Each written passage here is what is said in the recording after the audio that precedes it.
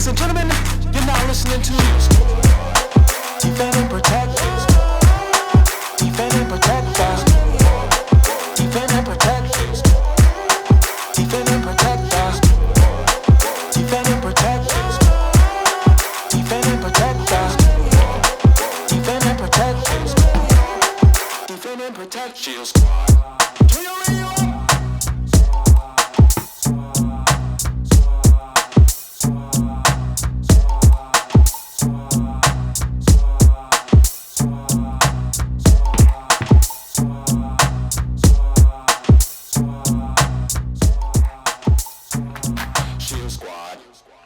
What's up, everybody? This is Vocab Malone in the house.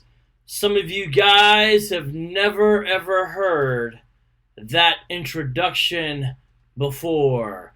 That is the official Shield Squad introduction made by Jay the producer himself. What's up, everybody? I am Vocab Malone, the host of Backpack Radio. Glad to be here with you today. On a beautiful Tuesday. We go live every Tuesday and Thursday at 5 o'clock East Coast time, unless there's some reason why we can't. Today is September 25th, 2018. Everybody in the chat, holla. Let me know if you can hear me, please. And let me just tell you what today's show is about. As if you're a regular listener, you might know, because you noticed that I didn't begin with a normal introduction for Backpack Radio Live. By the way, while I'm talking, smash that like button. Smash it. Send it flying. And then also, I didn't get much sleep last night. That's why I'm acting this way. And then also, please grab the link and share it. So hold on, just excuse me. Ooh, that's a latte that I made. And it's good. So, some of you know about Shield Squad, the Urban Apologetics squad that I'm a part of.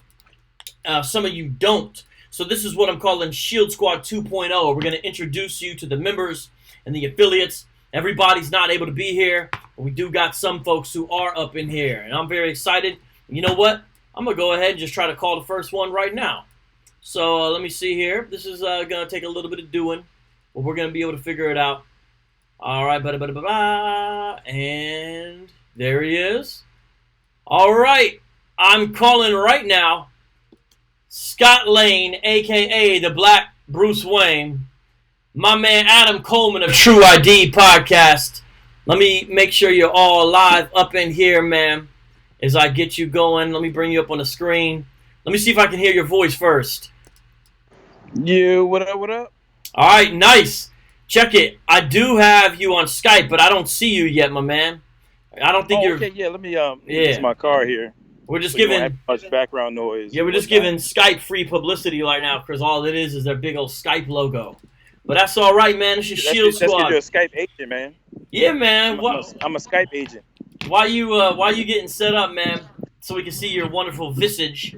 Let me tell everybody who Shield Squad is. We got Vocab Malone, that's myself. We got Adam Coleman, Sister Cherry. We got Tony Ray of HAZAKIM. We got Nissan Cran, whom you guys have met. We got Abu Kammer is an affiliate. Kadash is an affiliate. Brian Garisi, member who's kind of behind the scenes, but you guys will get to see him today. And Sister Raquel. That's currently who Shield Squad is. And we're taking time right now to speak to Adam Coleman because he's got a jam in a little bit.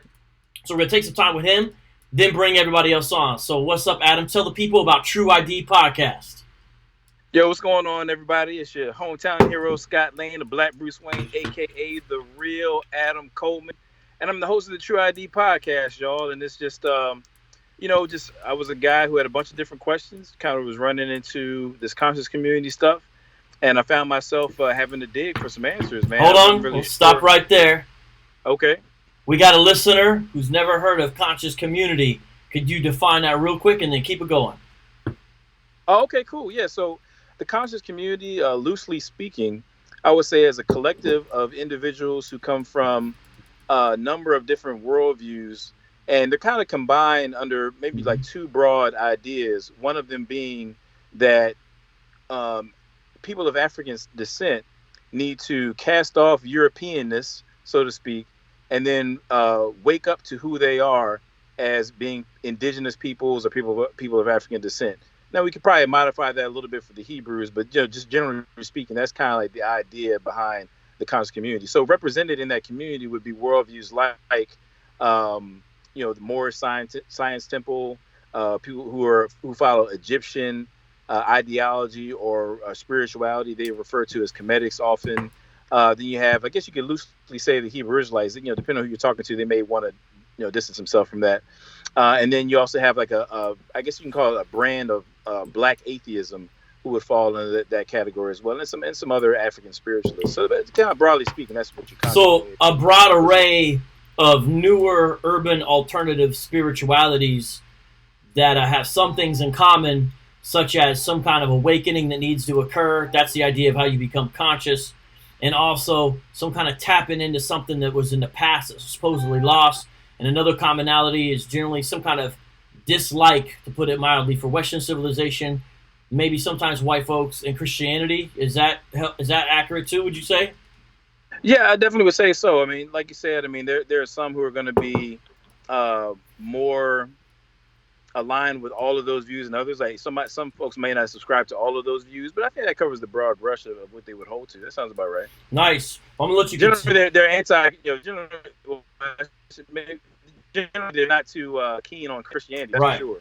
Right. They don't rock with that white man's religion, so to speak. Is what they believe it to be. So, hey, shout out real quick to Brian Weinberg. He says free support from Google Opinion Rewards. God bless. Say thanks, Brian. I see you up in here a lot, and I appreciate it.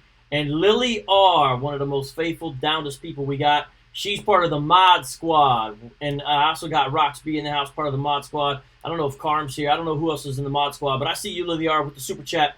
She says, Shield Squad, rock, heart, God bless. So, Adam, there's some people who are already feeling Shield Squad, even though we haven't really done nothing together in a minute. So tell people. It's been a while, man. It has been. We did a debate where we debated those Shut 'Em Down crew on Deuteronomy 28. Right. And we talk like every week, but we haven't done some Shield Squad stuff together. Now, that doesn't mean you haven't been busy. Can you tell people what you've been up to? Like, you've done some conferences, you're doing some writing, you got some great podcast stuff going on. Just kind of give people a little rundown of what's happening to you lately, because I want them to support you on Patreon and subscribe to your channel. So break it down.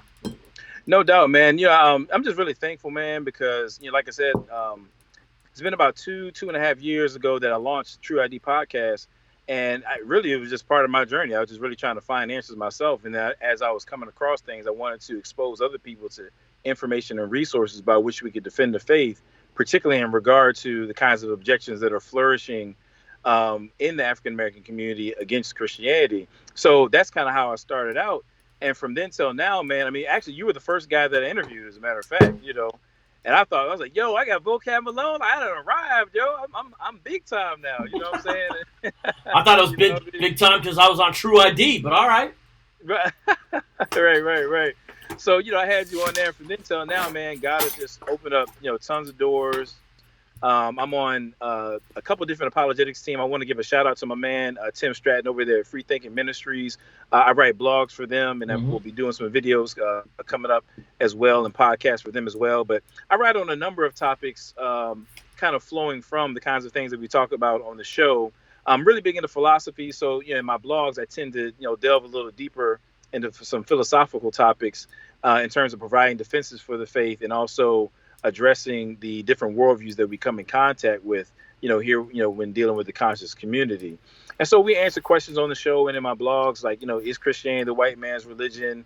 What was the dynamic between Christianity and African slaves during the transatlantic slave era? Right. We do a lot of talk about that, just dealing with things that people have never heard of, like all the African American Christians who really were pioneers of the abolitionist movement and civil rights movement moving forward after that. So we get into all sorts of things, man, that people just haven't heard.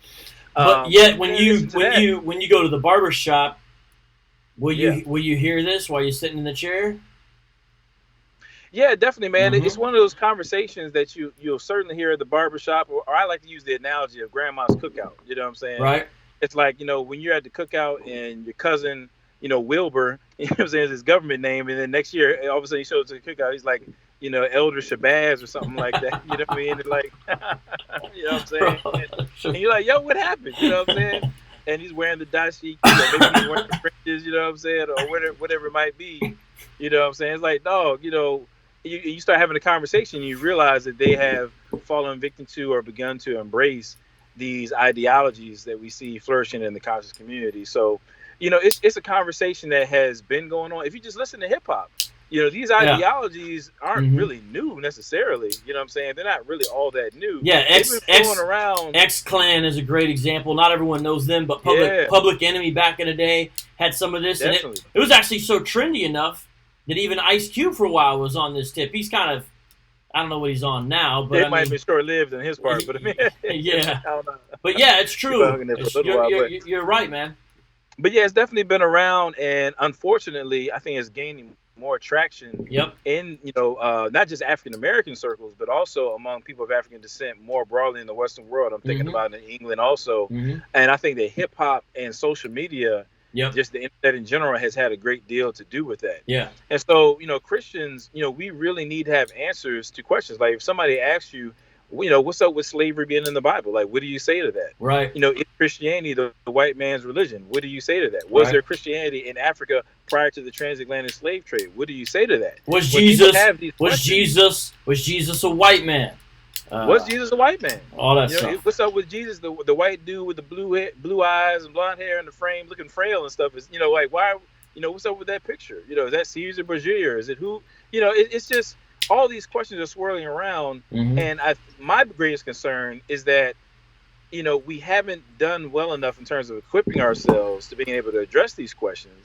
And so when we can't address it, then people look to other sources, whether they're good sources, reliable sources, or unreliable sources, to answer these questions, and they find themselves being deceived and tossed to and fro from a bunch of different ideologies. So we've got to do a better job of discipling so that Christians are equipped, and so that they can tackle these things and don't feel the need to go to unreliable sources to answer some of the questions that they genuinely have. Nice. And so that's what True Idea is all about. And then also speaking engagements have opened up. Man, shout out to my peoples over there at the Mentionables network.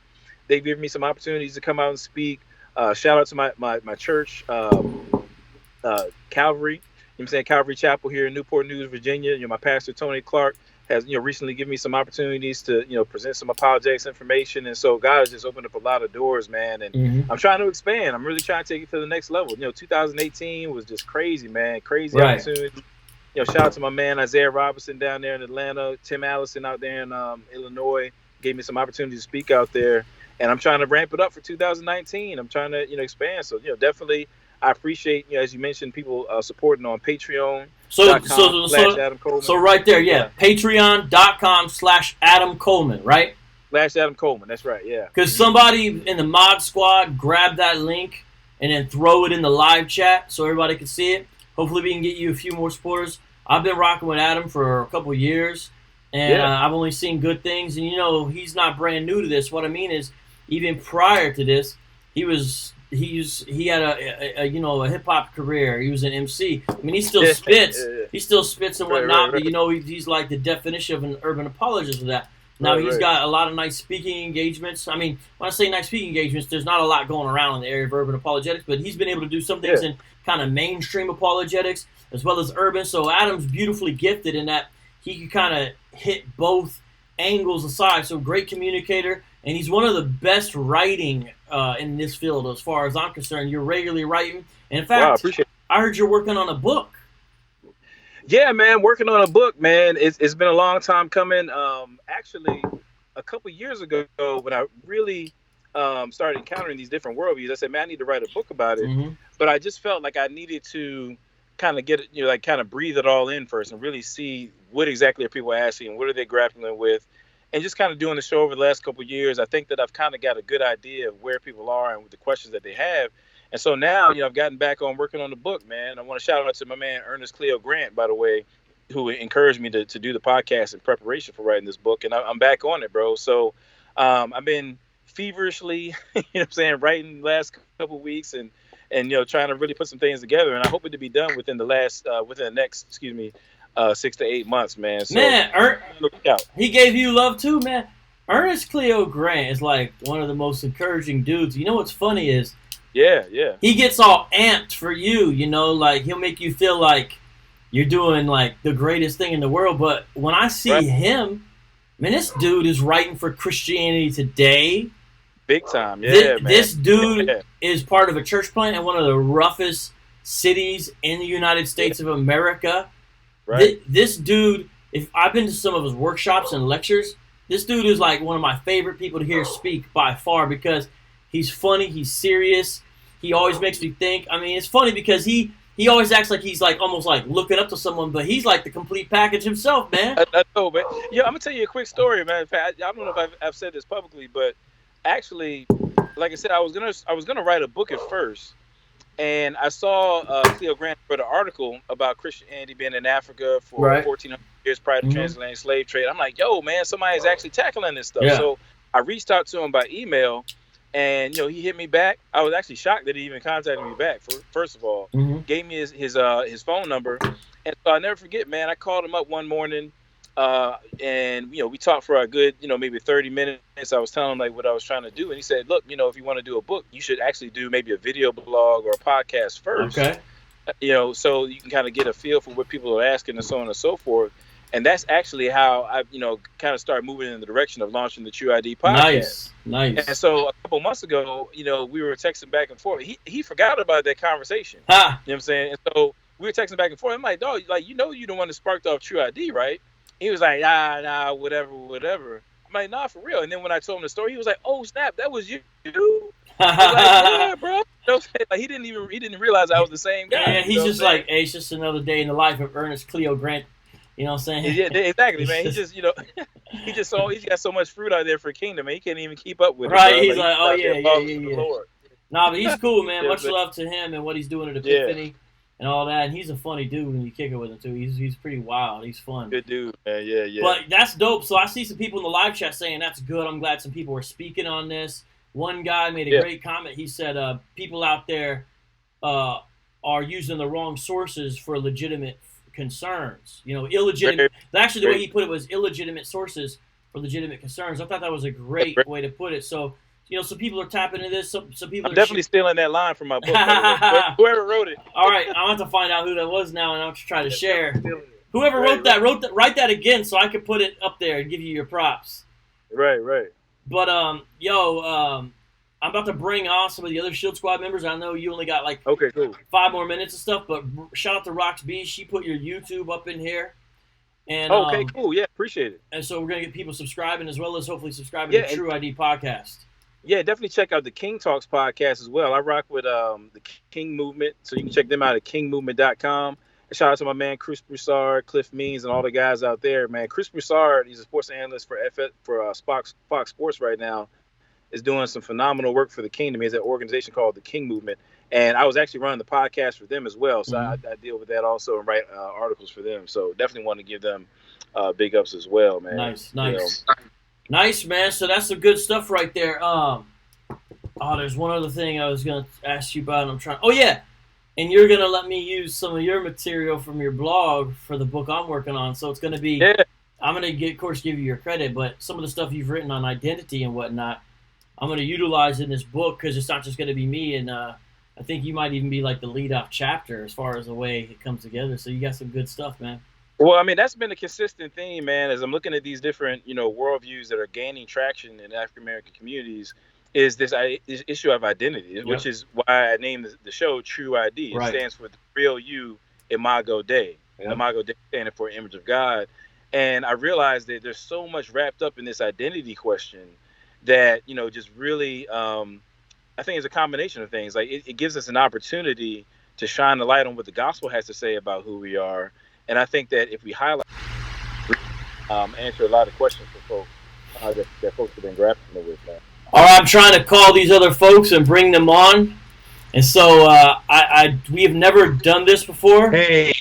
Okay, we got my man Jeff, my man Nissen Cran. Nissen, there's your picture. Okay, excellent. Let me bring you up real quick here.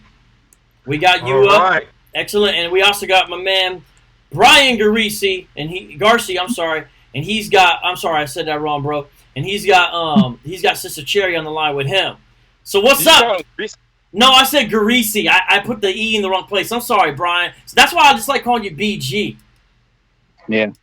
But it's all good. All right, let's go around the horn. Shield Squad's in the house. Adam, let me know when you got to go, but stick around if you got 5, because yeah, that's cool. All right, Nissen Cran, what's up with you, man? What do you do? What's your specialization, homie? Specialization. I specialize in apologetics as they relate to both Judaism and Islam, because there's overlap in objections.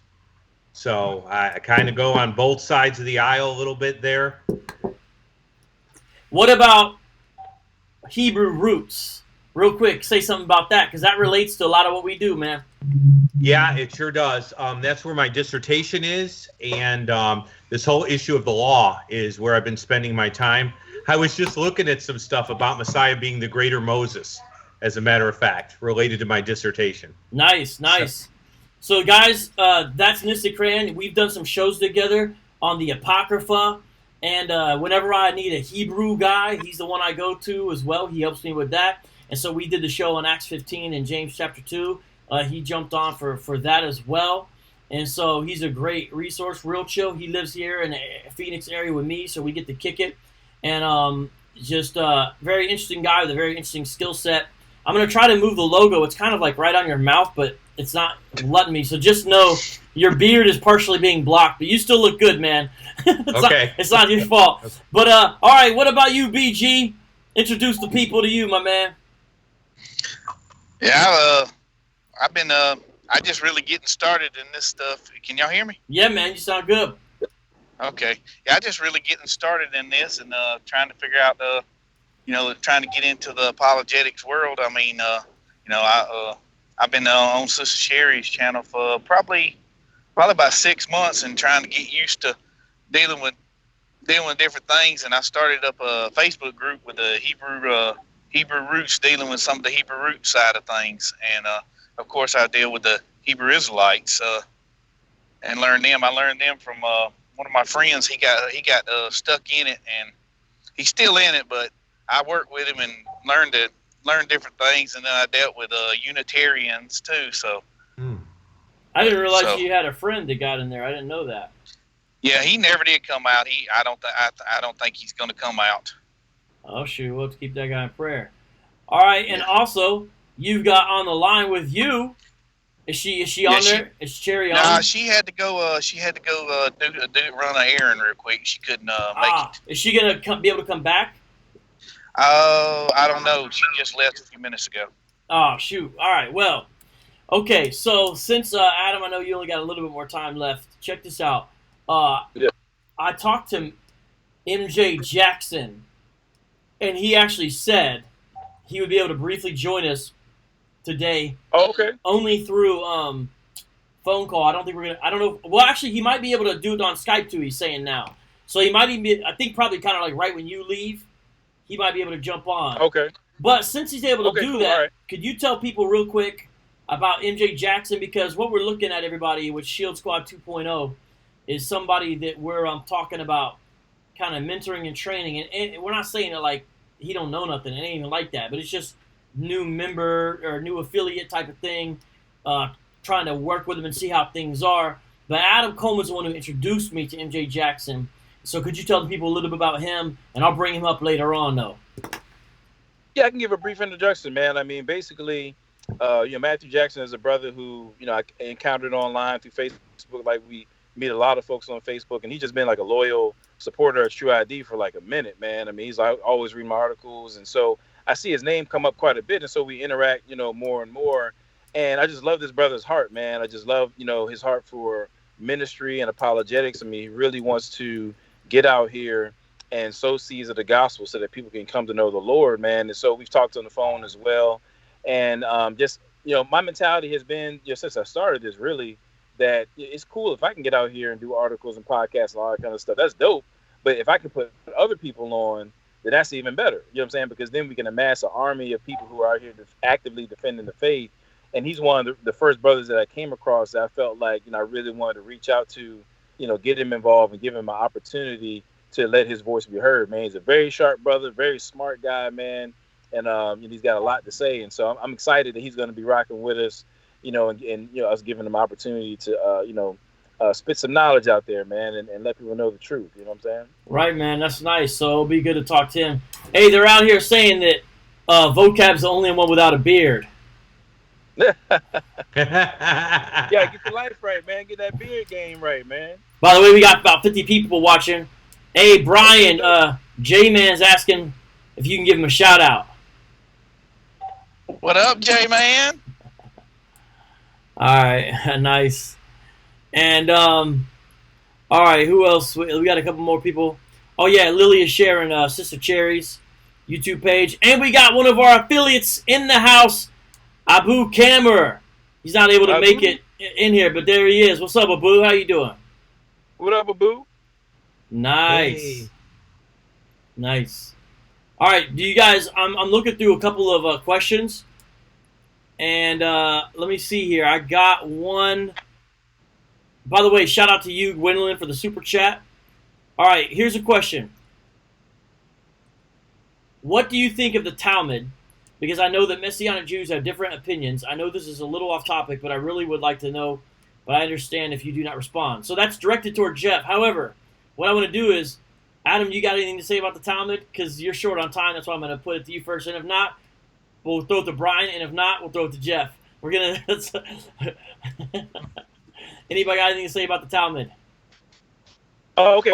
I think Jeff would certainly be more, equipped to answer this question. But I guess a little bit I would say is, I treat it just like I would, any non-inspired source. It's not to say that, 100% of it is like, garbage or anything like that.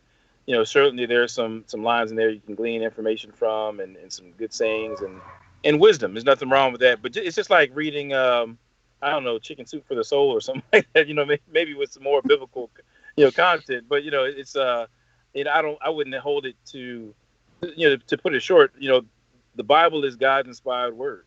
It's the standard by which we live.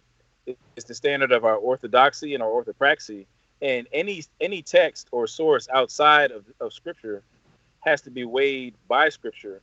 And so the Talmud is just like any other source in that sense. In whatever regard that something in it aligns with Scripture, I can rock with it. Whatever doesn't align with Scripture, I'm not going to rock with it. That's good. Brian, we'll give it to Jeff. Don't worry. But Brian, you got anything to add to that?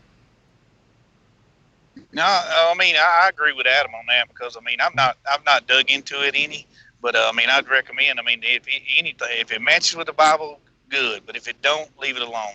All right, now Jeff, could you define the Talmud? We're leaving the hard questions to you. Yeah, tell you what, I can't move the logo. Are you able to move? You know where the normally I wouldn't say this, but move to see if you can go right in front of the bookshelf. Just your face a little bit. You're just yeah. There you go. So All right. All right. Well, All right. I don't see the logo, so the logo's invisible to me. But if that works, what's the Talmud though, Jeff? To those who don't know. Series of rabbinical rulings and commentary on the Scripture. Really, it's two parts. You have the Mishnah, and then the commentary on the Mishnah is the Gemara. Its final compilation. There are really two. There's a Jerusalem compilation and a Babylonian. But you could say that both compilations were completed by about the 8th century A.D. The teachings existed prior, but they had to be all arranged and organized and written down. So would you say the Talmud, what should a Christian's sort of stance be towards the Talmud? What would be kind of your general view that you would recommend for people to look at? Let me give you a line for Brooklyn, okay? Because I had an Orthodox Jew tell me, what do you think of the oral law, which is essentially asking me about the Talmud. I said, it's real simple. Jesus is my rabbi, and when the other rabbis agree with my rabbi, that's fine, and when they don't, they're wrong. Oh! Comes through. That's why I put you on last, bro. I wasn't trying to hate. I knew you were going to hit some kind of Jewish home run or something like that. There you go. So, I just kidding. Oh man, that's good. That's good for real though. All right, so I think that was a pretty great answer. Now, academically, just strictly as far as academics, the Talmud is important because it gives us an idea of potential interpretations of passages, as well as different opinions about some issues at the time. Because the Talmud's not like one consistent thing. It's got disagreeing parts in it. Basically kind of guys arguing with each other to an extent. And so within that, it's important because we can see, oh, look at this. This was a belief that existed. And I think that's helpful too. So strictly on an academic level, the Talmud is, I would say, almost indispensable as far as kind of for the academic level. I don't know if you want to say anything about that aspect. That's different than reading it as divinely inspired, though. It's real useful for understanding kind of the background of how people in Jesus's day understood or were debating certain passages. You could see where there was argumentation about interpretation even in that day, which is useful for saying, hey, this was an issue people were thinking about. Right, good. And Abu Kamer added something. He says the Talmud is valuable insofar that it captures a large spectrum of ancient Jewish or at least ancient Pharisaical thought. That's an interesting caveat he put on there. Is that a good caveat, the thing about Pharisaical thought, Jeff? Yeah, shout out to Abu. It's great having him on there. Yeah, the Pharisees are the guys who won. What do you mean by that? Can you explain what you mean by that? The Sadducees, when the temple was destroyed, they lost their footing completely. Mm-hmm. And so only in the early sections of Talmud might you see references to them, usually not so nice. And the Essenes decided not to have any children. And if you don't have any children, your children won't have any either. And so they're gone. Right. And so basically you were left with the believers and the Pharisees. So when you're looking at the Talmud, you're looking at the beginning of rabbinical Judaism and you're that formative sort of thing, and then you're looking at Pharisaical thought. That's nice. That's nice. All right. There's one thing, because I know you don't got long, Adam Coleman. One person earlier wasn't necessarily a question. I'm going to try to throw it up on the screen, but it was more of a comment. Someone said it's nice to hear a Christian talking about the issues regarding the transatlantic slave trade. I haven't heard that in a while. Could you comment on that? Why is it important for a Christian to actually even need to comment on the transatlantic slave trade and issues related to that? Why is that an apologetic issue, Adam Coleman? Yeah, so I'm actually working on a series of articles where I kind of get into why that's an important question. But what I would say is that, first of all, any worldview, right, that somebody wants to put on the table and they want other people to be taken seriously, right, they've got to answer certain basic questions about what the world is like and have explanations for how the world is. Okay, I'm talking a little bit of philosophy here, but with that being said, if the biblical worldview can be demonstrated to be shown on the wrong side of moral questions about slavery, then that's a demerit against the biblical worldview, right? And so when people have questions about the transatlantic slave trade and the role that, supposedly the role that Christianity played and so on and so forth, what they're grappling with is, okay, you're saying that Christianity is true, but we believe that Christianity was on the wrong side of this slavery issue. How do you reconcile that, right? And so what we want to be able to do is to provide evidence and information to demonstrate that the biblical worldview is on the right side of these kinds of moral questions. That's one end of it. And the other side is that today, unfortunately, people are taking ethnicity, particularly being, I guess you can say Africanness, right? And they're saying that we need to cast off Europeanness and take on our indigenous Africanness. And so therefore, Christianity, being the so-called white man's religion, is on the wrong side of that ledger, so we need to get rid of it. So when they talk about the transatlantic slave trade and the role that Christianity played, they believe that to be evidence that Christianity itself is on the wrong side of the quote ethnicity question, right? And so what we want to do is provide information, historical, philosophical, just information, so that people can make more responsible conclusions about Christianity as it pertains to slavery. Now, what I say, just kind of wrap it up real quick. What I tell people that they have what I call either the bubblegum version of history when it comes to slavery, or the Farrakhan version, which is where you have like Kunta Kinte being beaten with by slave masters with a Bible in one hand and a whip in the other. Right. That's the only means by which Africans encountered Christianity during the slave trade. Hey, Matthew, just a second. Sorry, Matthew. Just mute your joint for just a second. I'm going to bring you on in just a second. I'm glad you're on here, Matthew. But just mute it just as for a second if you could. Okay, go ahead, Adam. Finish up. Sorry, I'm just doing a lot here. So this is something that we've talked about on the show too. But if that's the only thing about Christianity in relation to the transatlantic slave trade, is just kind of Kunta Kinte, Christianity being beaten to the slave. If that's all we knew about that era, then it would make sense why people would, feel some type of aversion against Christianity, if those are their ancestors. But the fact of the matter is, when you actually look at the history, what I'm talking about with the slaves. Hey, somebody's got. It's either Matthew or Brian, I think. I don't know if you guys could mute the sound. There's a crazy. Yeah, Matthew. I think it is you, Matthew. Just leave it muted for a second. Go ahead. I want to do that. Make sure people can hear you. Go ahead, Adam. No, it's cool. It's cool. So I was just saying that if all we knew about the transatlantic slave era was that Kunta Kinte, imagery of just, Christianity being beaten to the slaves, if that's all we knew, then it would make sense why people would have a problem with it. But the issue is, I say all the time, most people are poor historians and even worse philosophers. And the fact of the matter is, Adam Coleman comes through with the line, so now right. Jeff scored, Nissen Krantz scored, and now Adam, you just scored, bro. Go ahead. 1-1. So what you want to do is, I tell you, we want to look at the bigger picture. You want to say, when you look at the fact that actually for a substantial amount of time during the transatlantic slave era, a significant number of slave owners actually prohibited the preaching of the gospel to the slaves, specifically because it was understood that, if they're reading, passages about equality and so on and so forth, then slave masters believe that to have been problematic. You don't want slaves walking around thinking that they're equal. As common law, if you were a Christian, you couldn't be enslaved. So if slaves got baptized and they had to be set free, for those reasons, slave masters actually opposed the preaching of the gospel. Yeah, they definitely didn't want slaves reading the Bible either, because they didn't want them reading at all. Certainly not. So, and then on top of that, so you can go just little facts like that, and just the fact that there's no question that there's no worldview that has been more of a potent advocate for the freedom of African peoples in America than Christianity. That's just historical fact. Abolitionism began in the church. There's no doubt about that. Yeah. You know what I'm saying? Same thing with the civil rights movement as well. Civil rights movement as well. Or we can even talk about how slaves, would actually practice Christianity independent of the slave master. They would actually go to the woods and what they call hush harbors. Yep. And they would practice Christianity independently.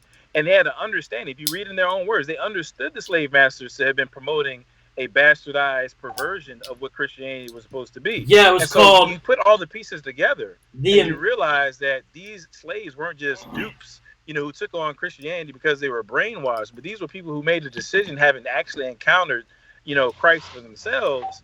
Then you understand that this bubblegum version or Farrakhan version of what happened during that time is just a myopic, tunnel vision understanding of what history actually has to say. Right. There's no good reason why people of African descent today can't stand on the shoulders of people like Olaudah Equiano, Frederick Douglass, Ottobah Kugano, and a bunch of other freedom fighters I can name who are African people and confess Christianity. There's no reason why we can't stand on those shoulders today and confidently, say that we are Christian, and there's no oxymoron or Uncle Tomness. Yeah. Being a Christian. Phyllis Wheatley, Sojourner Truth, Harriet Tubman. I mean, John Sweat-Rock.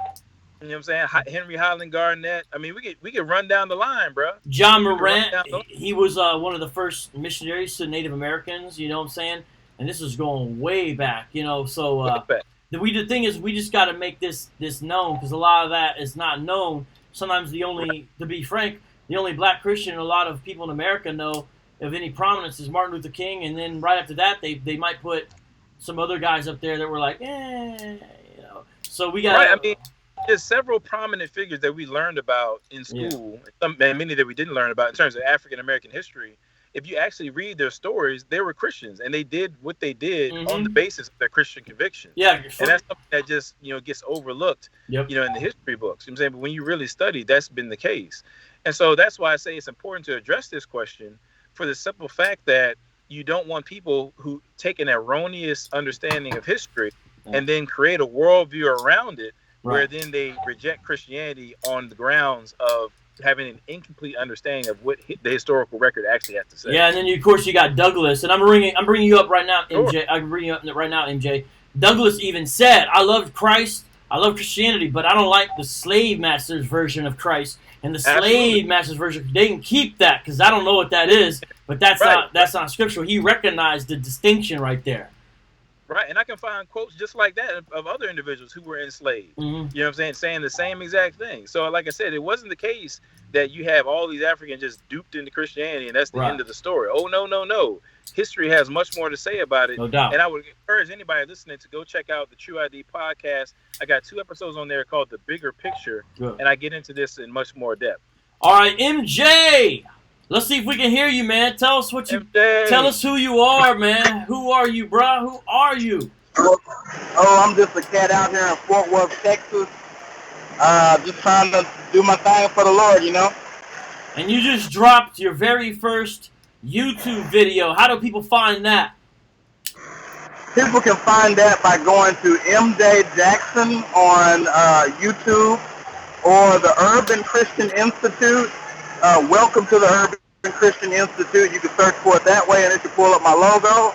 And we'll try to make some more catchier titles that'll be easier to type in. But yeah, I dropped my first episode, and we're diving into the conscious community, Semitic doctrine, some black atheism. We're really getting into that, black spirituality, black atheism, stuff like that. Really a whole smorgasbord of different worldviews that that those in the Kemetic community tend to filter through their culture to develop. Really what it comes down to is a whole bunch of faith commitments that they're not willing to acknowledge.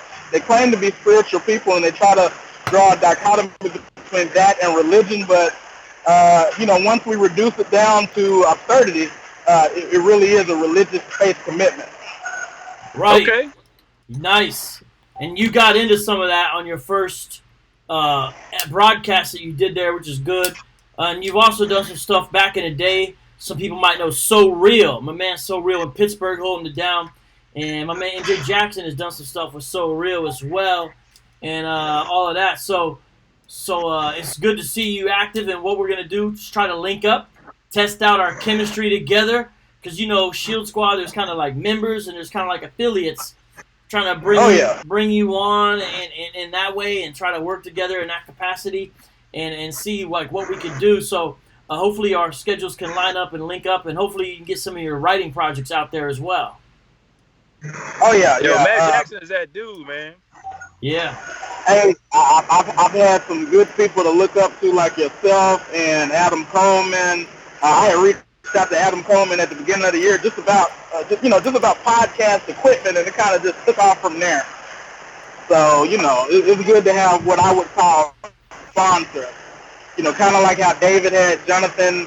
Kind of like God will always give you somebody that's where you somebody that's they already are where you're trying to go, so to speak. So I'm trying to get to a certain place in my academics and also in my ministry, and God has allowed me to have mentors and sponsors to help me out. So I'm very appreciative of that. Nice. Hey, if you want to be Biggie Smalls, I'll be Diddy, dog. Hey, why you trying to get him killed, man? Nah, well, yeah. Hey. Yeah, except for that part. I'm trying to get in shape. I'm trying to get in shape, so I won't look like MJ Jackson for too long. I'll be back to being Matt. So we'll see. All right, bro. Hey, yo, fellas, I gotta head out, y'all. Hey, God bless. All right, everyone, give Adam Coleman a round of applause. Peace out, man. It's great to have you. You always bring it. And by the way, Farsights. We got to find out his real name. I think it might be Ramon. Farsights is the one who wrote the comment that you liked. All right, so now here we are again. Now we got 3 people. Hey, Brian, BG, I don't see you on here anymore. BG, if you could call back in, we'll get you in hopefully Cherry again. I don't know what happened, but you're no longer on there. So, there you go. Okay. So, but now I don't see Matthew. Matthew, where did you go? Matthew. Wait. Yeah, my Wi-Fi went out. Okay, all right. Well, we got you now, man. So that's looking good. And I don't know where Matthew went. He might have had to get back to work. I know he was on break. And so it is what it is. But all right. So were you able to get a hold of Cherry? Oh, I lost. No, I hadn't yet. No. Okay. She said. I guess she called me when she gets back, but. Okay. All right. Well, hopefully we can work that out. All right, so Nissan Cran, let's look through some comments. Brian, we're going to look through some comments. Okay, let's do this question, guys. I think we might answer this slightly different, but since it's up here, whatever. GMS Solemn Assembly wants to know, is World War III in the Bible? So that's the question. Nissan, do you have an answer for that? Is World War III in the Bible? By the way, of course, the question assumes there's a World War III to be had. Wow, I feel like asking like which world and which countries, and is there indication of a final conflict? Yeah, there's indication of a final conflict between good and evil. What does that look like? I'm not there yet.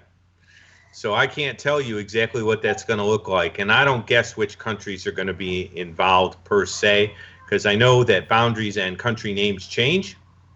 They've even changed in my lifetime. So conflict, yes. Ultimate victory of good, yes. Country names, don't know exactly what they'll be. All right, nice. Appreciate that.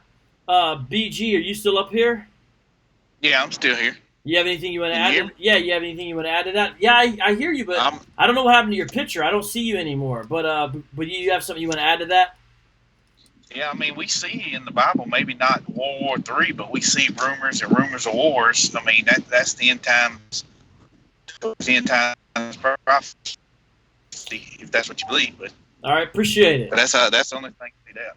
All right, here's the next question we've got from GMS Benjamin Israelite 144 Holland. You guys honestly picked the worst names. I just got to say. The question here is the transatlantic slavery biblical? Yes or no? Nissan, I have something I'm going to bring up for that, but if you could give an answer first while I look up a particular passage I want to bring up. Is the transatlantic? No. Well, why not? Well, I can't think of a reason why it would be biblical. So I'm having a hard time wrapping my head around the other side of that question. Because I can't figure out a reason why anyone would consider it. Well, I know why men could consider anything, but I can't think of a biblical reason why it would be. All right. Well, let me share something here with the questioner. What we have going on in the transatlantic slave trade, in part, is actually kidnapping for the purposes of slavery. And what I want to do is I want to show you some examples of kidnapping for the purposes of slavery from the Bible that are clearly portrayed as bad. The first one is actually in Genesis 37. And this is mentioned, of course, in Genesis 40, 45 later on. The story of Joseph.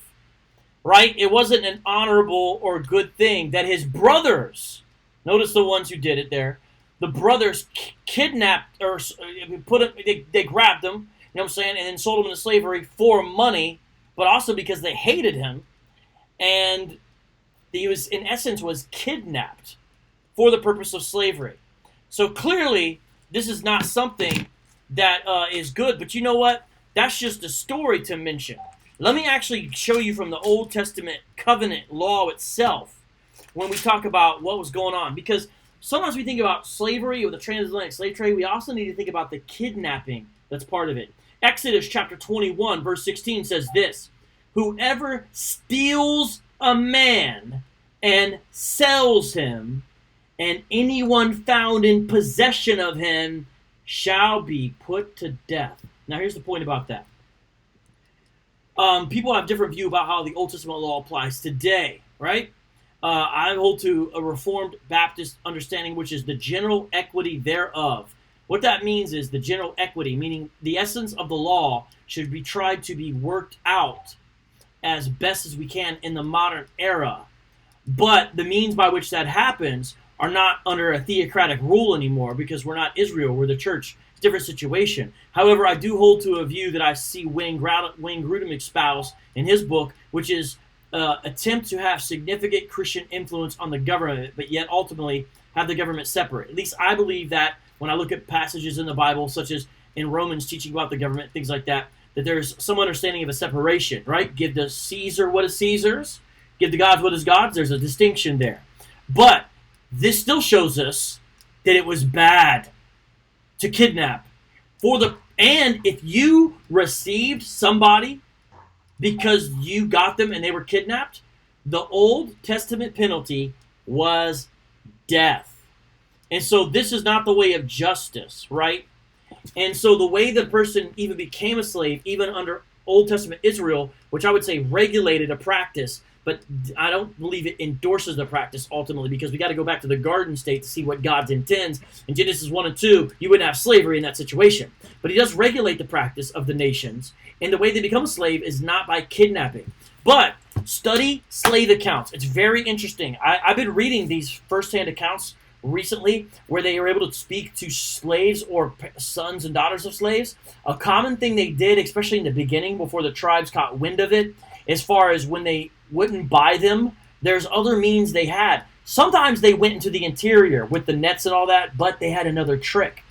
Scarlet, red. I know it sounds weird, but a common tactic of slavers was to take red handkerchiefs, because red was a very attractive kind of exotic color to the peoples on the west coast of Africa. The slavers realized this, and what they would do is make these little trails of red scarlet. And they would do things like come one day and drop the bunch off, and they would do it at a certain distance from the boat. Then they would do things like come a little closer and make it closer to the boat. And then they would, by the third day, would come back again and would do it where they would have a trail of these red handkerchiefs for the slaves, and the Africans would pick them up into the boat itself. And there was sort of a level of comfortability they had achieved. And as they would come into the boat, then they would snatch them all and sail away. This is actually a real thing. Look this up, what I'm talking about. There's actually, in 1937, multiple interviews were done with people whose parents were slaves. And in these accounts, the children of the slaves said how some of their parents hated red to this day because of that specific reason. Now, that's not the only way. I just mentioned that because I literally just got done reading some firsthand accounts, and that's one way they did it. Now, my point by saying that is this. Kidnapping is punishable by death under Old Testament law, as well as if you receive them. That means the slavers who went and snatched those people are worthy of death. Now, just like John Newton, the man who wrote Amazing Grace, they could be saved if they accept the grace that Jesus has to offer. But the person who bought the slave also, under this understanding, would also be worthy of death, because they're the one who received someone who was kidnapped. I'm going to read one more verse, Deuteronomy 24:7, because it essentially repeats this injunction. If a man is found stealing one of his brothers of the people of Israel, and so there you have it. There's a little bit of qualifications in this one. And if he treats him as a slave or sells him, then that thief shall die. So you shall purge the evil from your midst. Now here's what's interesting. Not everything in the Old Testament is repeated in the New Testament, is it? But some things from the Old Testament are repeated in various ways in the New Testament. I would like to share one particular right here from the book of 1 Timothy. And it says this. We know that the law is good if one uses it lawfully, understanding this, that the law was not laid down for the just, but for the lawless and disobedient, for the ungodly and sinners, for the unholy and profane, for those who strike their fathers and mothers, for murderers and sexually immoral, men who practice homosexuality, enslavers, liars, perjurers, and whatever else is contrary to sound doctrine, in accordance with the gospel of the glory of the blessed God, which I have been entrusted. Now, check this out. By the way, I got a lot of noise. Somebody is super loud. I don't know. I can't tell who it is. But just temporarily mute it if you could. I don't know if that's Brian or Matthew, but there's a ton of noise. Brian, I think that might be you, bro. And I'm not really able to mute you from my end. Brian, Matthew, one of you guys needs to mute yourself. Whoever's on here. Okay. All right. Check this out. So it's repeated there in 1 Timothy. There's a super, super loud, like someone's doing dishes or banging something around. So that word enslavers there actually in Greek is basically man-stealers. Like it's the word for man and the word for thievery. So man-stealers, kidnappers. And because the common thing they would do is for the purposes of slavery. So the answer is no, it was not biblical. Nissen or Brian, either of you gentlemen want to add to that?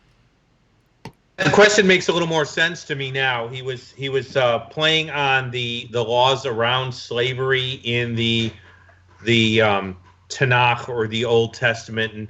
And what I'd say is, first of all, you need to understand, you brought it up. Regulation is different than prescription. Right.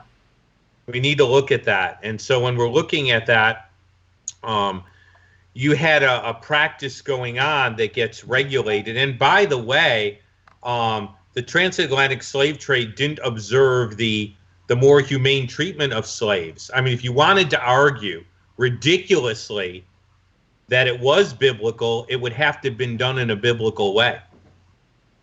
Right. And it wasn't. So even if you wanted to make that rather ridiculous argument, you could never say that it was followed even as the Tanakh or the law had stated. No doubt. Hey, yeah, this is funny. I got a very, very interesting question. Brian, I'm going to let you answer this first. And it's okay. You can be totally honest, Brian, because this is funny to me. These guys crack me up.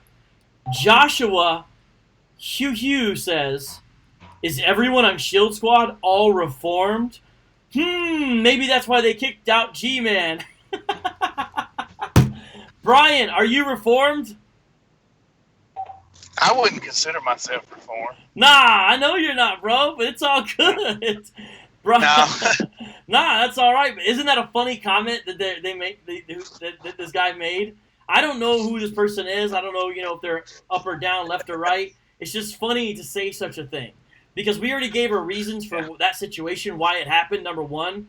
And number two, it's funny. Nissen Cran, are you reformed? Jeff, are you reformed? No. Nope. All right, you guys are both. Can you hear me? Yeah, you guys are Nope. both. You guys are both out. You guys are both out. That's it. Adam Coleman is reformed-ish. Tony Ray from HAZAKIM isn't, but he's very similar to my main man Jeff and Nissen in some of his views.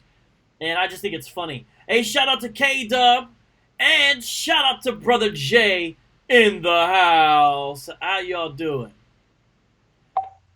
All right, so Rox B says $20 more in the super chat and we get a freestyle. Hey, Nissen, you got any freestyle rhymes on you today?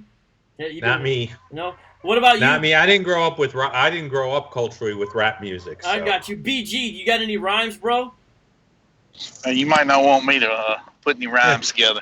All right. I got you, man. Hey, shout out to you, Rox B. I see you in the super chat 701. Thank you very much. Okay. Oh, here's a great question. Nissen Cran and BG, you could BG, if you would like to tackle this, I'll give it to you first. But if not, I'll hand it over to Nissen because I know he's good. But BG, I want to give you free reign. I'm just passing around trying to be fair with these questions. By the way, here's what today is, in case everyone's wondering. And I thought I explained it, but maybe I did. This is a reintroduction to Shield Squad. I'm calling it Shield Squad 2.0. Unfortunately, Tony and Kadash and Abu and Raquel and Cherry couldn't be here today, so everyone was not able to make it. But we got the people who could make it today. And it's also a Q&A, so when we're not talking amongst ourselves and introducing ourselves and blah, blah, blah, we're also taking questions. So here's a question, Nissen. Ira Shah. Someone please explain how Revelation 1:7 says, even they which pierced him. How can those people who pierced him be alive again some 2,000 years later? That's not a question. I don't know if I've looked at that particular iteration of it in Revelation 1:7, but let me read it real quick here. It says this. I'll start here in verse 6 or 5. To him who loves us and has freed us from our sins by his blood and made us a kingdom, priest to his God and Father, to him be glory and dominion forever and ever. Amen.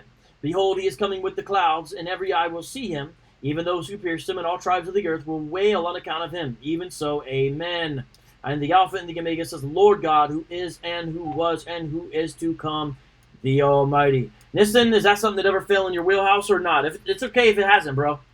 It hasn't, but I don't have a problem with it because I think it's an allusion to Zechariah 14 and right in that area. Well, what do you do with that? Well, what do you do with that?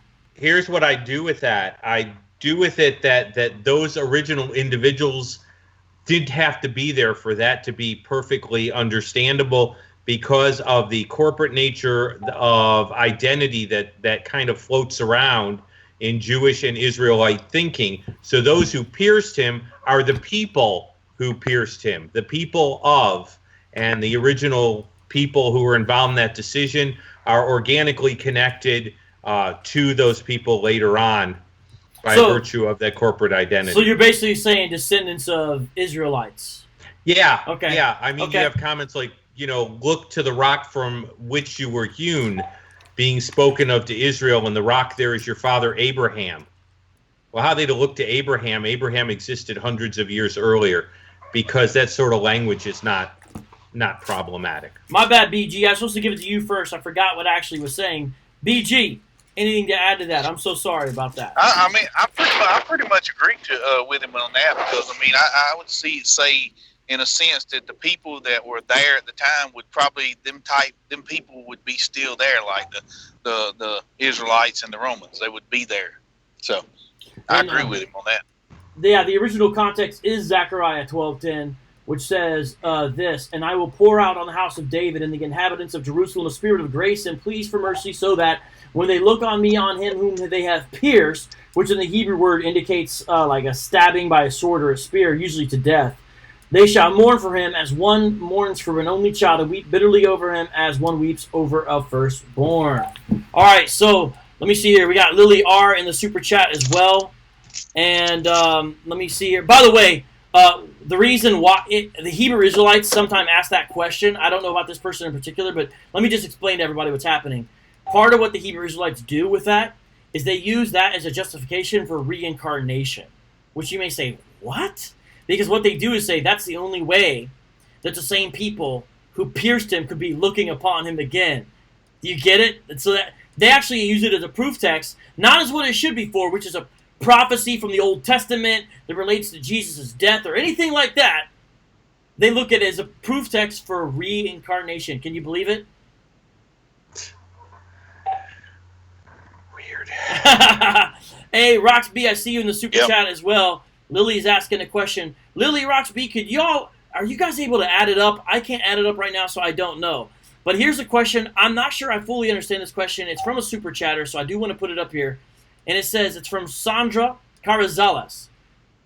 If you owe somebody money, are you a slave to that person until debt is paid? Oh, so maybe they're asking about biblical indentured servitude or something like that.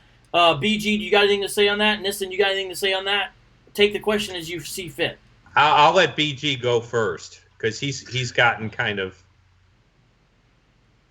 Yeah, I mean, in the Bible it talks about that, but I mean, there's also that 7 year. After 7 years, they're released when it comes to the debt, and all debt's cleared. Yeah, that's a good point. Nissen, can you relate because a lot of these questions are interesting. They're revolving around these kinds of things.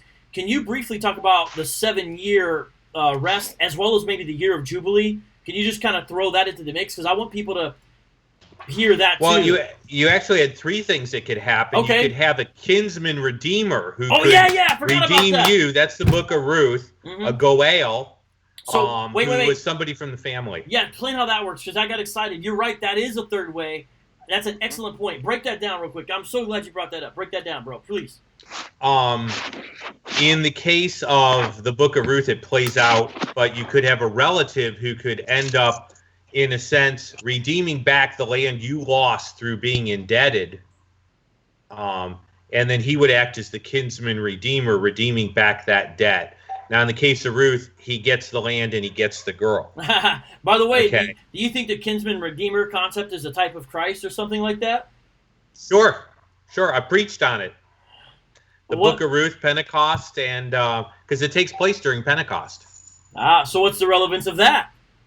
Oh, well, then we start getting into like the church and 2 loaves, and you're going to get me into like a chosen people Jeff Cran message. All right, I got you. But so you had that, you had the release of debts, and then you had the year of Jubilee, which was actually the 50th year. For you shall count out 7 sevens, and then the 50th year on the Day of Atonement, you would declare the year of Jubilee. That's where we get the Liberty Bell from, by the way. It says the year of Jubilee, you shall declare freedom throughout the land. Mm-hmm. And that's the verse that's put on the Liberty Bell. So we actually get that from the year of Jubilee. All right. So did you also mention the Sabbath rest? I can't remember. Did you say that? Yeah, that's 7, and then you've got 7 sevens is 50 because it's the next year. Hey, Leader for Christ, she says, I wish debt collectors had that 7-year rule. Right? Yeah. There you go. Us too. That'd help with school debt Yep. as well, right? Okay, that's good. Hey, shout out to you, J.R. O'Neill. I don't know if I say it, Junior O'Neill, J.R. O'Neill. I'm not sure exactly how to say it there. But shout out to you in the super chat. And hold on, let me see. So, yep, Ira Shah was asking that question because he just made a comment and said, reincarnation is biblical. Now, here's a question for everybody. J-Man asks, isn't reincarnation in the Talmud? Oh boy, there's one or two references. That's why you'll find some Hasidic Jews that will allow for reincarnation alongside an eventual resurrection. It's not commonly taught. They had these folks who weren't Jewish that felt an affinity, and so they had to explain sort of where they came from and things like that. And so they allowed for quote unquote that sort of thing. Man, that is making a mountain out of a molehill. That's like taking the most obscure reference to a doctrine in a discussion and making it normative.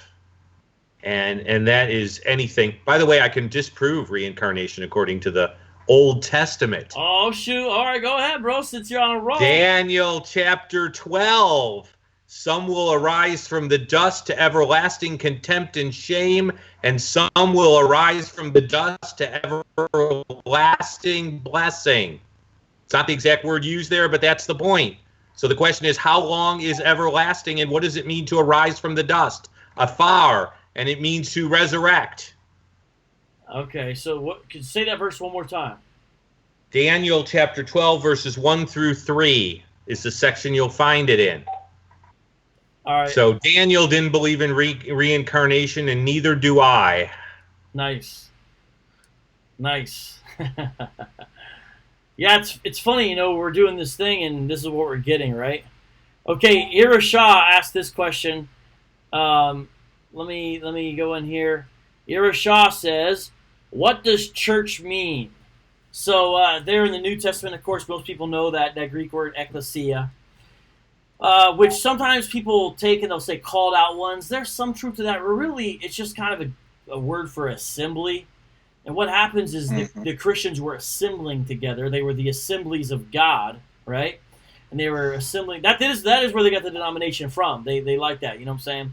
And so here we go. The assembly, the gathering together, and they sort of Christianized basically a normal Greek word. This normal Greek word that was kind of like people meeting together, and the Christians gave it a spiritual special significance as far as that goes.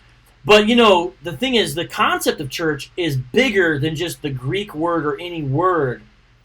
I think we should make note of that. And that gets into the doctrine or the subject of theology called ecclesiology. Ecclesiology. That's the doctrine of the church, because then you got to get into concepts like the body of Christ. That the word church is not in there, but body of Christ, all those passages relate to our doctrine of the church, right? But I would define the church ultimately as God's people. That'd be the quick version. But then I would get a little reformed on your guys' butts, and I probably would say something like that. All the elect who gather together in Christ's name, or something like that. Now, you guys might not even have a problem with that definition necessarily. But do you guys want to add something to your definition or understanding of the church? That's not a bad question. That's an interesting question. Brian, what do you want to add when someone says, what does church mean? I mean, I agree with you. I mean, it's assembly. I mean, you want to say it's called out assembly? I don't have a problem with that. What about you, my man, Nissen? The Septuagint translates the Hebrew word kohel, or congregation, as ecclesia. So it's basically the idea of an assembly or the congregation. Now there'll be some church folks who like the word congregation, like the Congregationalists, that'll probably absolutely love that. Right, and in fact, there's a place that says when the ecclesia was gathered in the wilderness. Right. In the Septuagint, everybody. I'm not talking about right. in the Hebrew Scriptures. I'm talking about in the Greek translation of the Hebrew Scriptures, Septuagint. there's a place where they translated it as ecclesia. And so you got it right there, even in the Old Testament, when the ecclesia was gathered in the wilderness, referring there, of course, to the people of Israel. Although, can't forget the mixed multitude. There you go. And that's why James is okay. James actually uses the word synagogue because synagogue has the idea of gathering together. Yeah, now that's a very interesting. That's interesting you brought that up. So in the book of James, probably the earliest letter as far as New Testament goes, he uses that word synagogue. He says when someone comes into your synagogue, so he just kind of translates that word into a Christian context, because it's not like Christians were running actual synagogues. But he also says ecclesia, I think at the end of the letter, where it says, is anyone sick among you? James chapter 5, it says, call the elders of the ecclesia or ecclesia. And there he uses that other word. So sort of an interchangeable nature to it, it appears. You guys are doing pretty good, by the way. All right, let me see. Do you guys see any other good... Oh, Carmel Crunk, thank you for the super chat. We are able to freestyle today. It's going to be awesome. She says, you can thank Ira for this. I don't know necessarily what you mean, Carmel, but it's always really good to see you, and I do appreciate that. Hey, Brooke, what's up? We see you. So let's do this. Terrence Jones says, God bless you, Vocab, and your guests. I'm sad about Cherry not being able to hear. Guys, I'm going to have to schedule like a separate thing in the future or something, because we do got to get Cherry, and we got to get Tony Ray. So we might do like a... Like, you know, there's a makeup quiz or a makeup test. I'll get all the Shield Squad people who couldn't come on today, and we'll do like a round 2. And I won't invite you guys to the party this time. And I'll just make sure I can get them in or something like that. I'm just messing, but because I do want to make sure we get them. Hey, Lita for Christ in the super chat. How you doing, Lita? Thank you. You know what, Lita? I haven't done the screen for anybody, but real quick, you deserve the screen because I need to do it for somebody. Okay, you ready? Lita, here's the screen you get. Ba-ba-ba-ba! Thank you! You get the special thank you for the super chat screen. You're the first and only one. I have not done it for everybody. All right, now let's go back to the other screen, and I hope that it works. Boom, it works. Oh, I love this. This is why this program is the bomb. You guys see I'm able to just flip this stuff around? Actually, you probably can't see because you're on Skype, so you don't even know what's going on.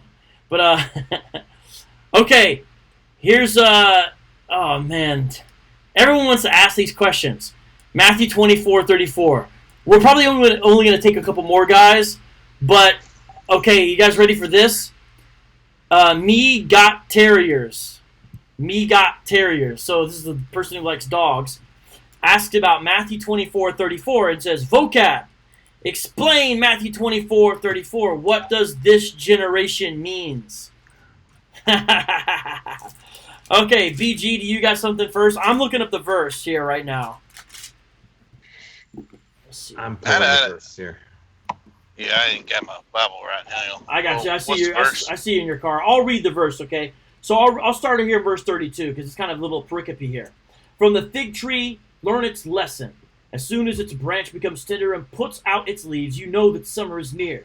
So also when you see all these things, you know that he is near at the very gates. Truly I say to you, this generation will not pass away until all these things take place. Heaven and earth will pass away, but my words will not pass away. So, they like the hard questions today, right? I'll try to parse it the way I would parse it. That's good. Go ahead, bro. There are two questions on the floor.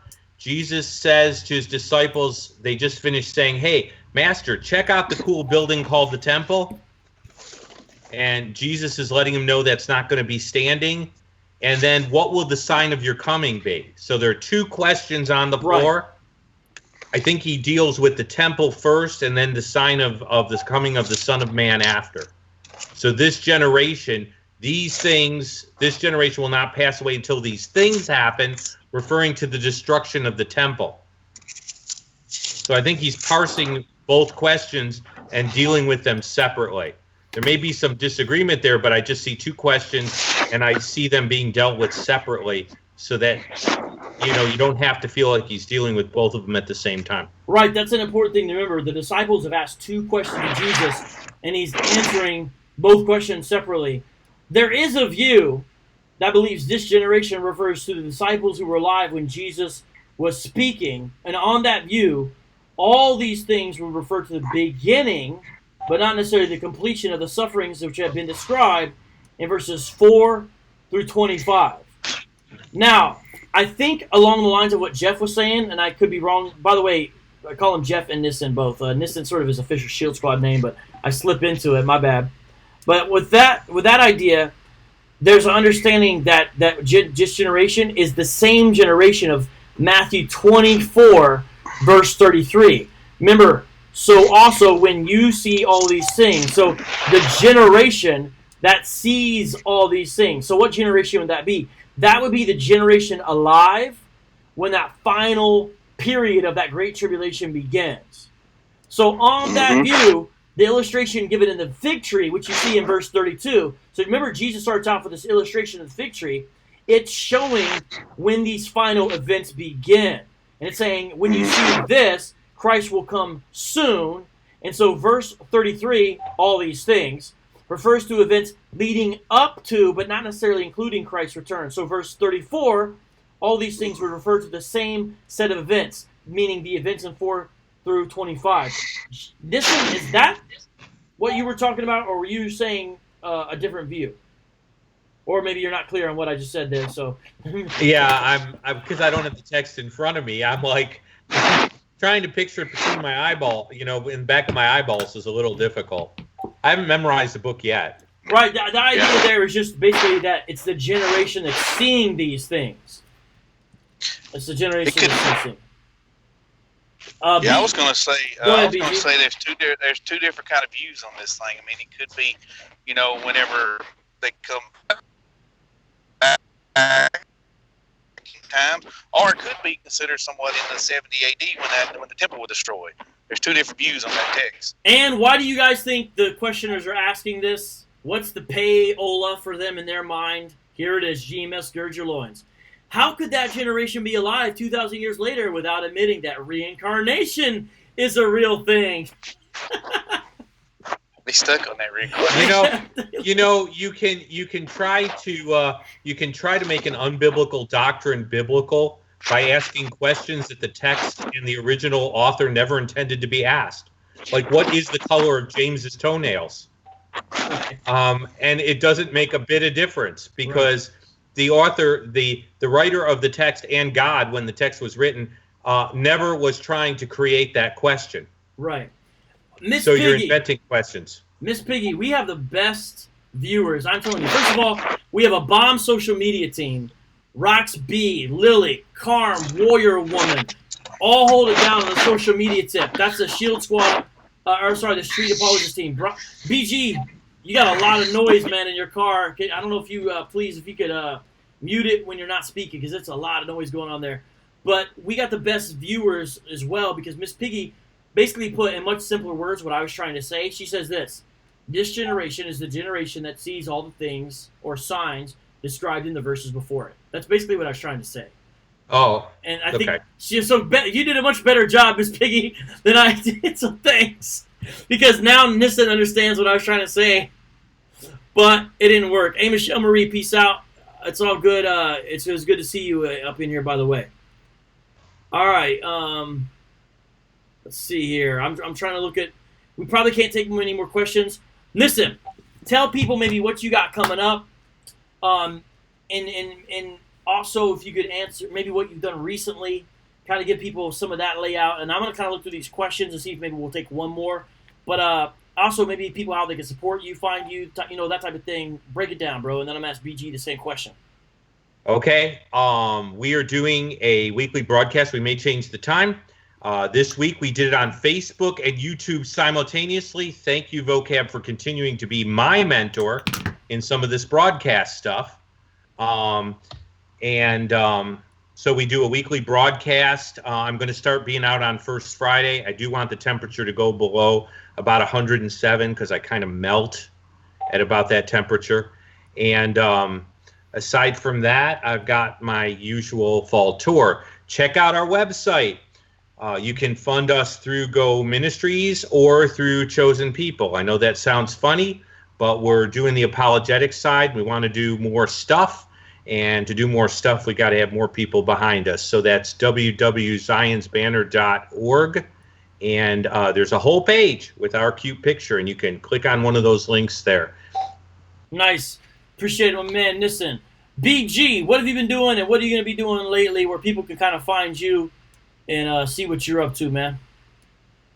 Yeah, I'm on Facebook at Brian Garcia on Facebook, and then tonight I guess we'll do a show on Sister Sherry's channel.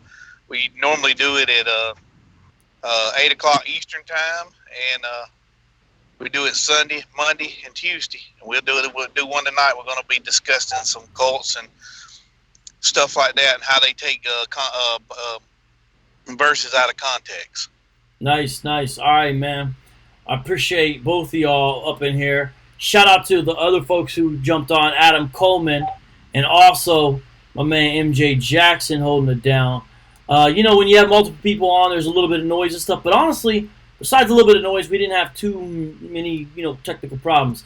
Roxby, put your website up there. Appreciate that, Roxby. She's part of that squad I mentioned, that mod squad and that Street Apologist social media team. So much love on that tip. Nice. And here I am. I'm looking, and yeah, Av Christus Rex actually I think gives the same interpretation that at least I was given, that Miss Piggy was given. The generation when these things begin is the generation they will all happen is what is being said, I think. Yeah, that's essentially what I was saying. I'm not sure if that's the same thing Nissan was saying exactly, but I know that is what I was saying there. But either way, look, you know what's funny about this? To the people who are pushing reincarnation, it's funny, out of all the things you could push, in life, you guys could wonder about the correct view of salvation, make sure that we have the gospel. You guys are stuck on reincarnation. What a bizarre thing. And part of the reason is because you guys need it, because that way you can make sure you enslave the same people you think that enslaved you. It ties in actually to your revenge fulfillment fantasy. That's why you like it so much. I know all that. But out of all the things you could be asking about, that's what you want to ask about. And notice this. You're not going to a passage on reincarnation, are you? Here's what I mean. If I wanted to talk about the doctrine of salvation as I understood it, I might just sit down and park on Ephesians 1 and 2. I might go to the book of Romans and start in chapter 1, and I might go all the way up to chapter 8 or something like that. Just going through Romans, at least the first 5 chapters. Just boom, soteriology hitting you left and right. You know what I'm saying? Strong teaching on the doctrines of salvation in there. I might even do John chapter 6, John chapter 10. You guys aren't going to passages on reincarnation, these long places where you just got to park and rest. You know why? Because there are no passages on reincarnation where you can park and rest. What are you doing? You're going to prophetic passages where Jesus is teaching about prophecy, trying to draw out some irrelevant application that's not there when he's talking about prophecy. You're not even getting into the prophecy of it. You're trying to draw out from some words that means reincarnation is biblical. Guys, come on. And, we're not impressed with you thinking reincarnation is real, because you got a guy who leads you who can't decide if he's Paul or not, but also claims he knows more than Paul, but also doesn't even know the correct usage and verbiage of Paul's name. As Abu pointed out in a recent video, Tahar is confused about actually the name itself, Paul, and its provenance and what language it relates to, which is funny because he might be Paul, supposedly, and says he knows more than Paul, yet doesn't know about the Septuagint, claims that James went off. Tahar, if you're Paul, you should have stopped James back then, bro. You know what I'm saying? I mean, so we're not impressed with the reincarnation you guys believe, because you believe that Ariah is John the Revelator reincarnated, and yet now you have that same man who supposedly knows more than John the Revelator, yet is John the Revelator, saying that a man named Tazadakia is the Holy Spirit made manifest on the earth.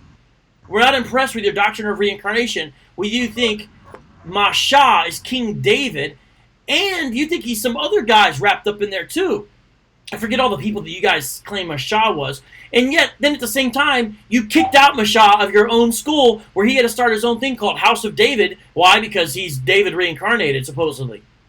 We're not impressed with your doctrine of reincarnation or the places that it's brought you at all, in the least.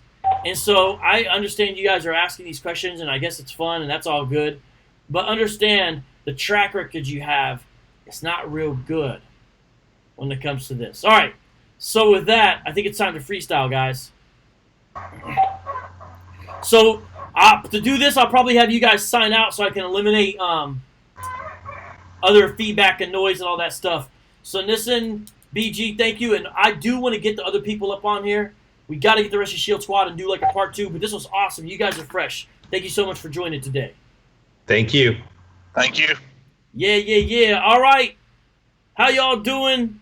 We got the greatest listeners ever, like I said. Let me see what's a good beat to play for y'all, because it is that time. Ooh, that one's pretty good. Hold up. Just give me a second here. That one's pretty nice, ain't it? Ooh, you guys like that one? All right, guys. I always say I'm going to try to read your comments. When I freestyle, I'll try again. But are you guys ready to do this? I'm switching camera angles here. I got a slightly different camera for this. You know what? Let me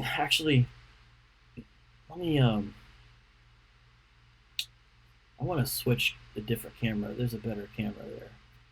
How do I do that? A lot of interesting questions today, right, guys? That was pretty interesting, wasn't it? All right, yeah, I like that camera. I like that camera angle better.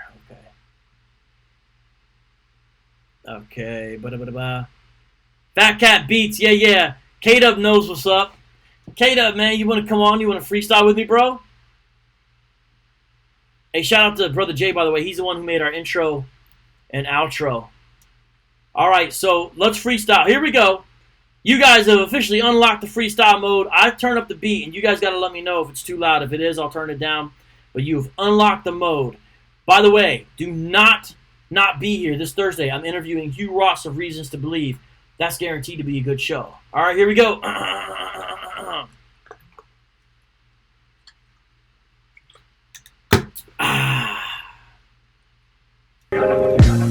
Yeah, shout out to Shield. You know that they killed it tonight, like the dress that Scottish men be wearing, alright? Get it? They killed it, I knit it, not together, like in the womb, through all types of weather. I will consume the biblical scripture in any type of room. I zoom my focus, not on the locust, mentioned in Joel, I will not fail. He holds me tight, he holds me well, and so I sing, it is well with my soul. Now we rockin' a mic and we gotta say 1, 2, 3, 4. Bring in the beat, hi-hat and snare.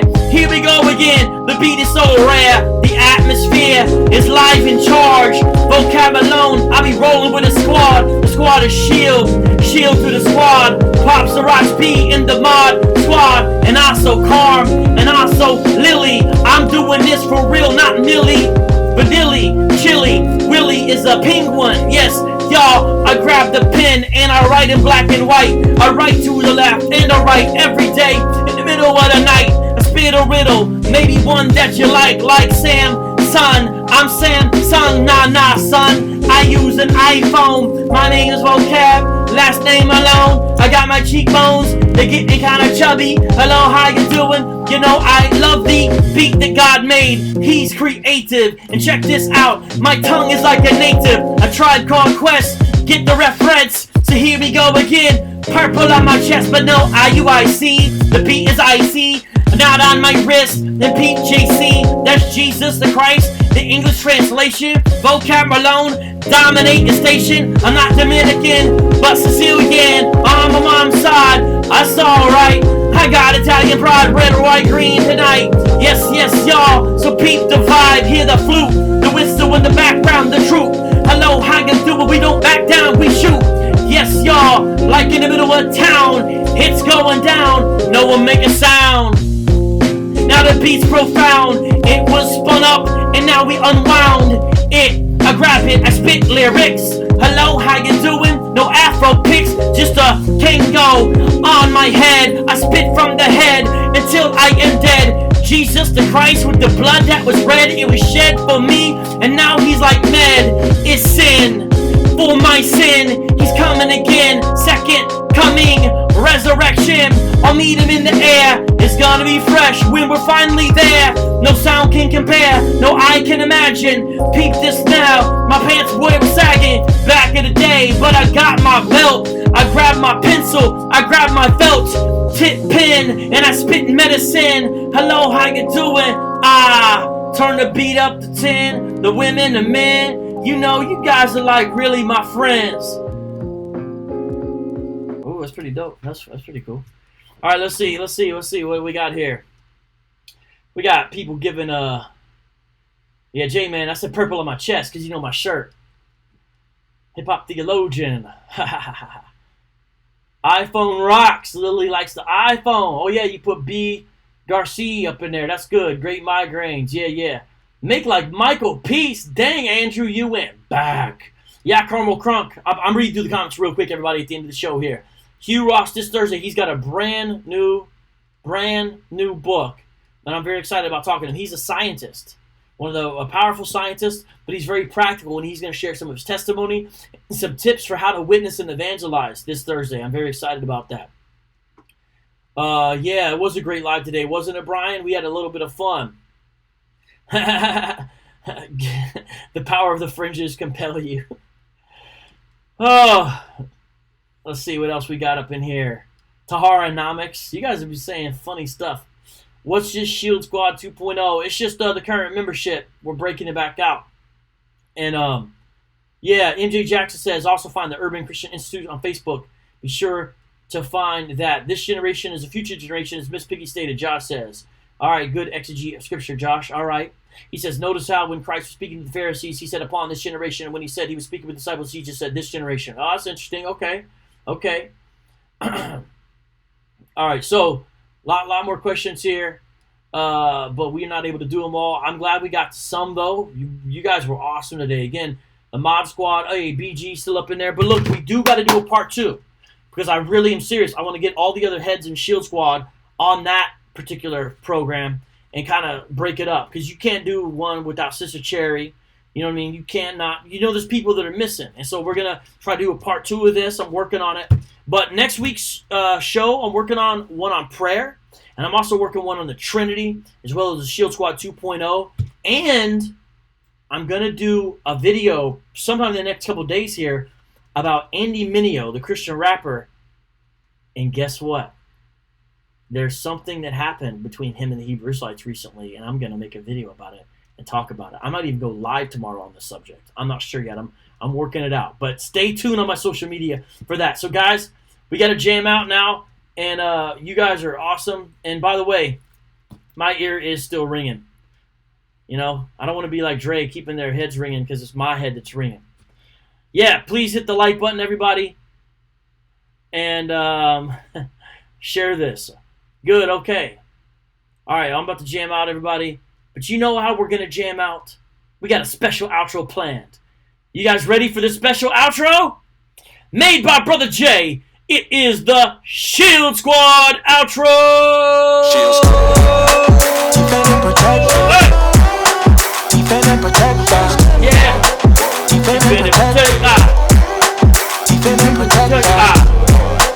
Defend and protect. Defend and protect. Defend and protect. Nice. Defend and protect. Shield Squad.